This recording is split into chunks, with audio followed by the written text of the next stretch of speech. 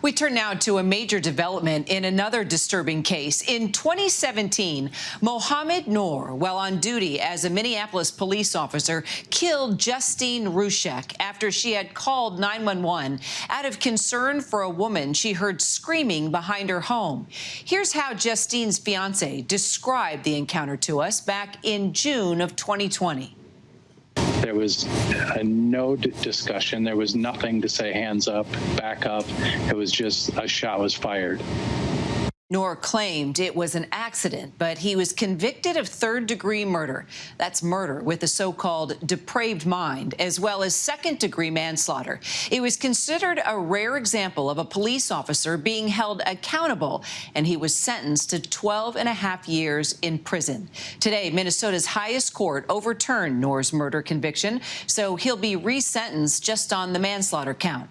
To break down what this all means, we bring in ABC News consultant Chana Lloyd with the Cochran firm. So, Chana, explain what the Minnesota court actually did today and why. Absolutely. The Minnesota court essentially decided, which they are reaffirming what they found before, which is that depraved mind murder requires a different level of intent.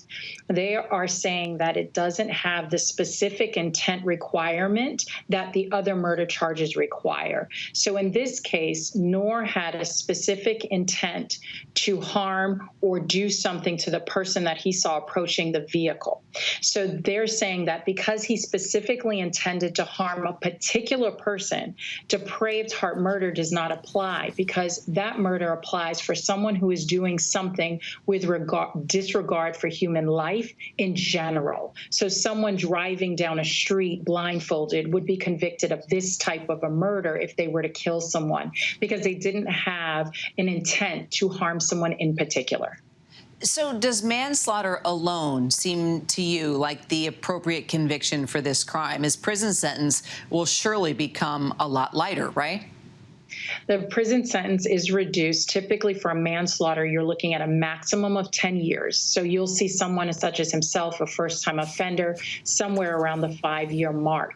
What's happened is that he was convicted on 2 charges, and they were overturned on that third-degree murder. So the only sentence that could be applied to him would be on the lesser charge of manslaughter. And that's what we're going to see the sentencing done on that particular charge.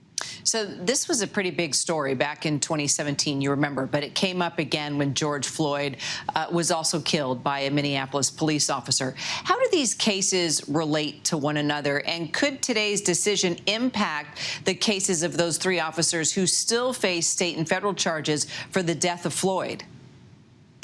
It can, in the sense of what they're actually going to try to prove at trial. They are now not going to be looking to pin this on the third-degree murder charge that Chauvin was also convicted of. But let's remember, he was also convicted of the higher charge of second-degree murder. So even if for some reason the third degree was thrown out or reversed, he will still be and was already sentenced on that second-degree murder. So for Chauvin, this will have zero impact likely on his appeals, if anything.